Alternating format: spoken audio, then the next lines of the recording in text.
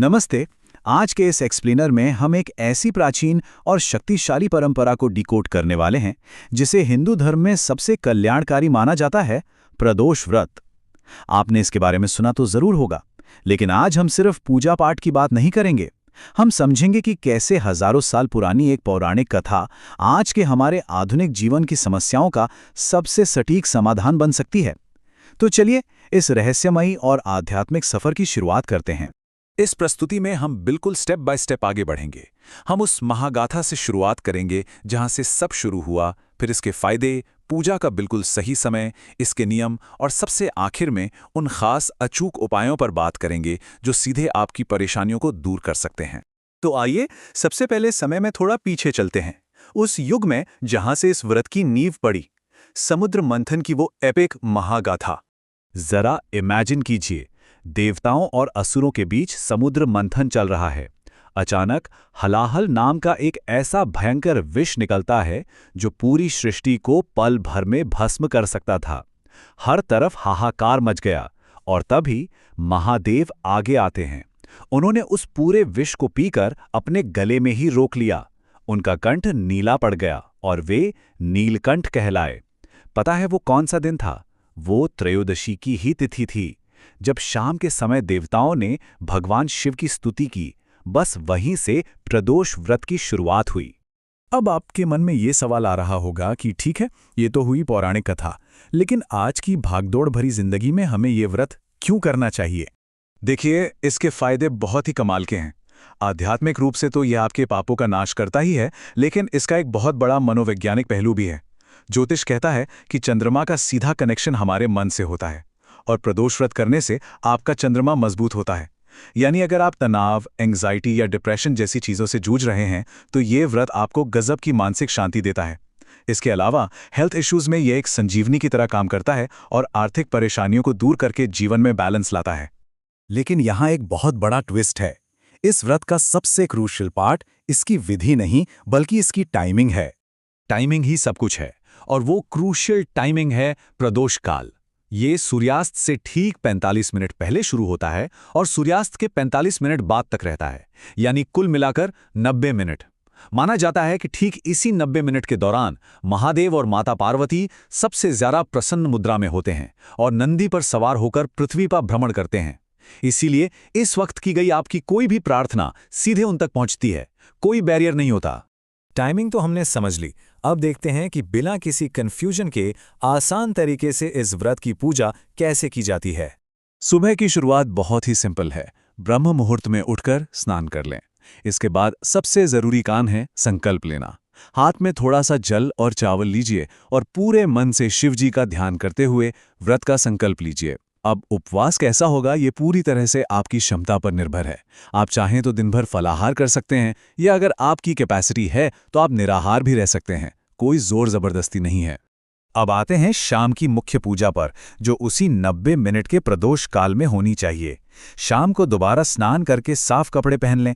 इसके बाद शिवलिंग का पंचामृत और गंगा जल से अभिषेक करें। महादेव को भस्म, सफेद चंदन, बेलपत्र और फूल अर्पित करें। फिर शांति से बैठकर 108 बार ओम नमः शिवाय का जाप करें। और हाँ, सबसे आखिर में अनजाने में हुई किसी भी भूल चूक के लिए क्षमा जरूर मांग लें। एक बात हमेशा याद रखिएगा, व्रत का मतलब सिर्फ खुद को भूखा रखना नहीं होता है। ये एक तरह का डिसिप्लिन है। इस दिन आपका व्यवहार बिल्कुल सात्विक होना चाहिए। तामसिक चीजें जैसे प्याज, लहसुन, मांस बिल्कुल अवॉइड करें। किसी से बहस या वाद विवाद में ना पड़ें। कोशिश करें कि आप शांत रहें और अपना ध्यान शिव पर केंद्रित करें। और हाँ, इस दिन अन्न नहीं खाया जाता। व्रत अगले दिन सूर्योदय के बाद ही खोला जाता है। अब मैं आपको कुछ ऐसे इनसाइडर सीक्रेट्स बताता हूं जो इस व्रत के प्रभाव को कई गुना बढ़ा देते हैं। पहली बात, शिव पूजा नंदी की पूजा के बिना अधूरी है। नंदी महादेव के मैसेंजर हैं, इसलिए अपनी जो भी मनोकामना है वो धीरे से नंदी के कान में जरूर कहें। दूसरा रहस्य है दीपदान। उत्तर दिशा की तरफ मुख करके घी का दिया जलाएं। ये नेगेटिविटी को खत्म करता है।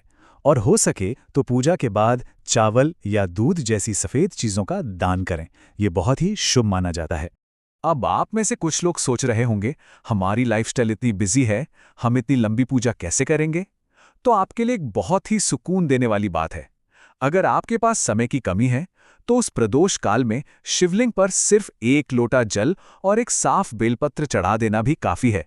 सच मानिए, महादेव सिर्फ आपकी सच्ची भावना देखते हैं, कोई बहुत लंबी चौड़ी विधि नहीं। अब इस व्रत का एक और बहुत ही दिलचस्प पहलू देखते हैं। क्या आप जानते हैं कि हफ्ते के किस दिन प्रदोष व्रत पड़ रहा है? इससे व्रत का फल पूरी तरह से बदल जाता है। जी हाँ, ये उपवास दिन के हिसाब से काम करता है।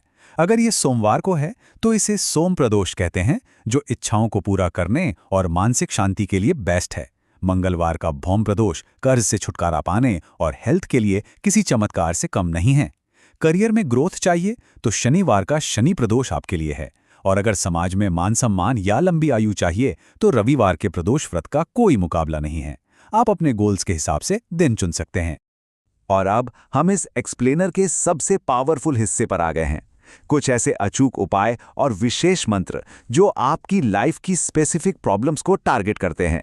ध्यान से सुनिएगा। अगर आप पर भारी कर्ज है तो ओम ऋण मुक्तेश्वर महादेवाय नमः मंत्र का जाप करते हुए शिवलिंग पर मसूर की दाल और शहद चढ़ाएं। अगर मन अशांत रहता है या नींद नहीं आती तो ओम सोम सोमाय नमः का जाप करें और कच्चे दूध में गंगा जल मिलाकर अभिषेक करें। बीमारियों से छुटकारा पाने के लिए कुशा घास के पानी से अभिषेक करते हुए महामृत्युंजय मंत्र का पाठ करें। और अगर फोकस या एकाग्रता बढ़ानी है तो शिवलिंग पर मिश्री और घी चढ़ाते हुए ओम नमः शिवाय का जाप करें। हर समस्या का बिल्कुल तार्किक और सटीक समाधान यहाँ मौजूद है। तो अंत में बस इतना याद रखिए कि प्रदोष का मतलब ही होता है दोषों या कमियों को दूर करने वाला। ये व्रत सिर्फ शरीर को भूखा रखने का नाम नहीं है, ये तो अपने अंदर के विष जैसे अहंकार, क्रोध और लालच को बाहर निकालने और शिव की करुणा को महसूस करने का एक मौका है। सोचिए, जिस ब्रह्मांडीय शक्ति ने पूरी सृष्टि का विष पीकर उसे बचा लिया था, क्या वो आपकी जीवन की तकलीफों का विष नहीं हर सकती? इसी विचार के साथ हम आज की इस चर्चा को यहीं समाप्त करते हैं। हमारे साथ जुड़ने के लिए आपका बहुत बहुत धन्यवाद।